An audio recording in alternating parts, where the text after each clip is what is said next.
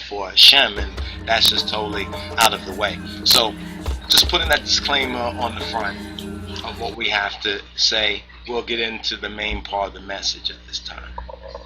The ancient Canaanites were blacks, were black people. Now the key and the operative word here is were, not is and not are. The key and operative word is were, and that handful or 100 or a little more of black people within that region of the world who claim or who are called or who have settled to calling themselves Canaanites being the exception to the rule. When we say that the Canaanites, the ancient Canaanites, and qualify that the ancient Canaanites were black people, were. The key operative word there is were, as in past tense.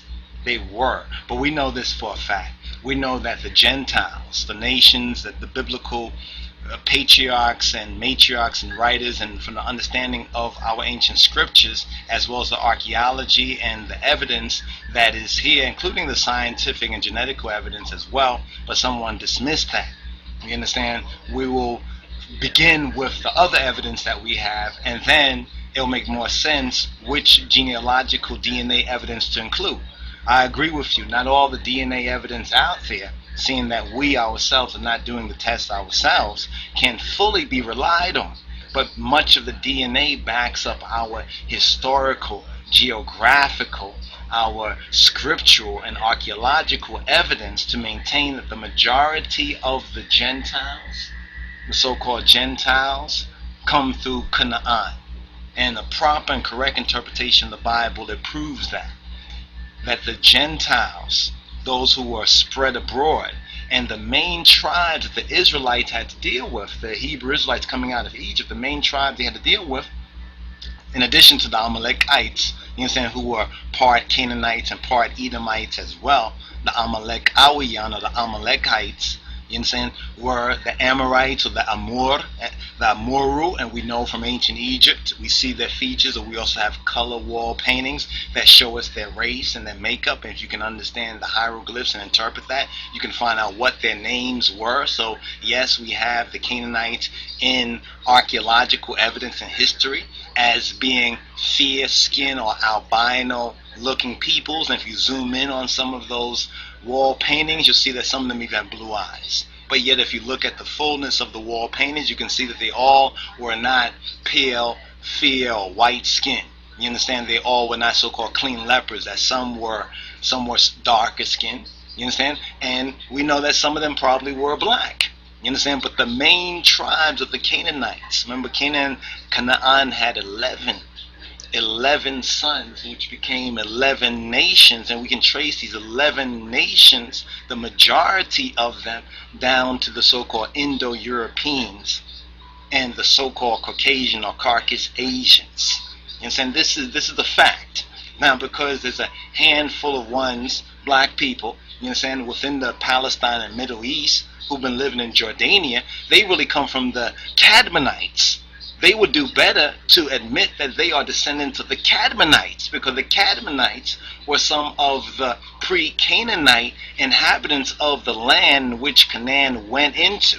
In fact, if you look at a psychological profile of Canaan based on the Metzafe Kufale, or the Book of Division, the Ethiopic Book of Jubilees, it basically states there that the Canaanites settled in land that was not allotted and appointed to them. In other words, they settled in land that were not their own.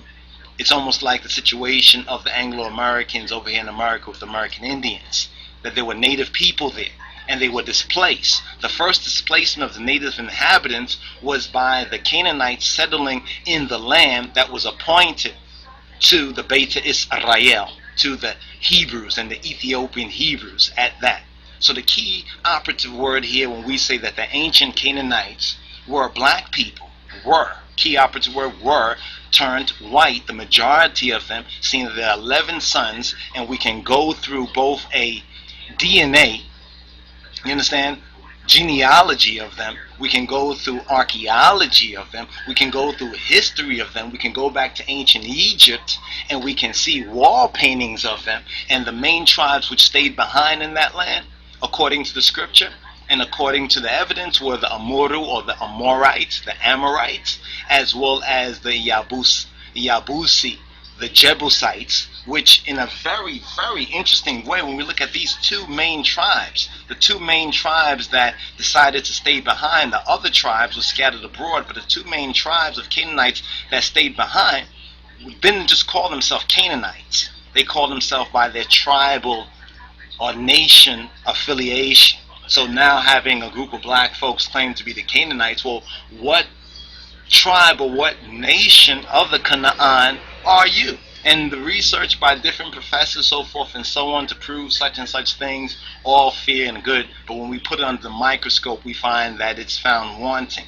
But the two main tribes of the Jebusites, or the so-called Pale Jews, the Polish Jews, the European Jews, and the Amorites, which come down to us today as the Anglo-Saxon or the Anglo-Americans, so-called British, the Spanish, and then also some of the Gergasites, who are the modern French, come down to us today as far as in this Western Hemisphere, this America and England, you understand, matrix. But then there's a link with the other Canaanites that went to Italy and displaced the native black people there.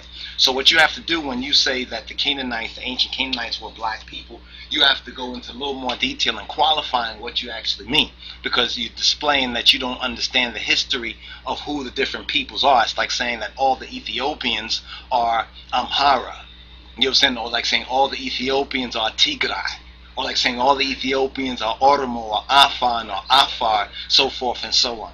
They may be called Ethiopia because that right there is the national name, but they have their particular Wagan or their particular Gosa or the particular Neged, you understand, which they are linked with. So the ancient Canaanites, yes, the ancient Canaanites were, and we say were and emphasize that word were, black people.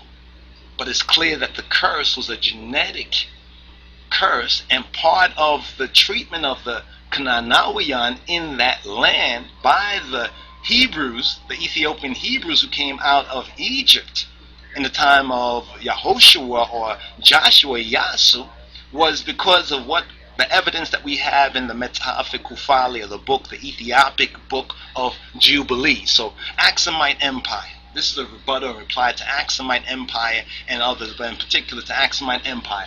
The book of Jubilees gives us a story. Do you accept this?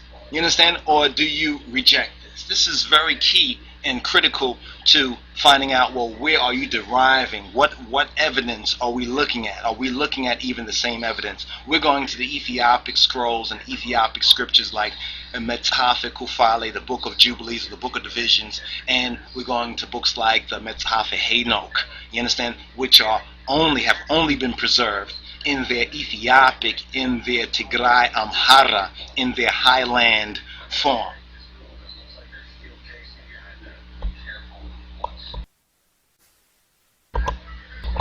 Now, as we go into this level of teaching, we want to put a little disclaimer. We think it's necessary to put a little disclaimer as we begin to talk about what really happened to Canaan, those blacks who turned white, and what happened with the curse of Canaan and leprosy and Ham's son's disease, which curiously today they call it Hansen's disease.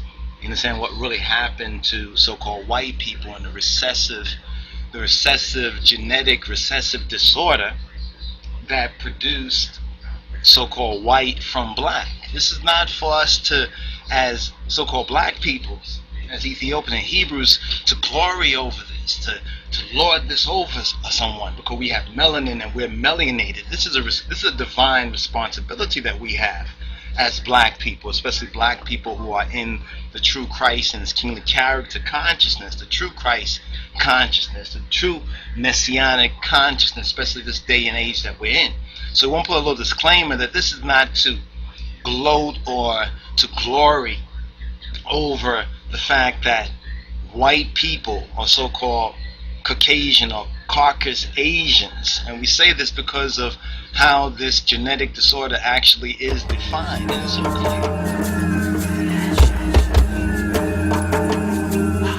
we as African people, we must remember our past, no matter how harsh, no matter how horrible, no matter how great. We must remember the good, and we must remember the bad. And remember For African people to have survived the horrors of slavery and colonialism, it doesn't testify to a weakness, it testifies to our strength.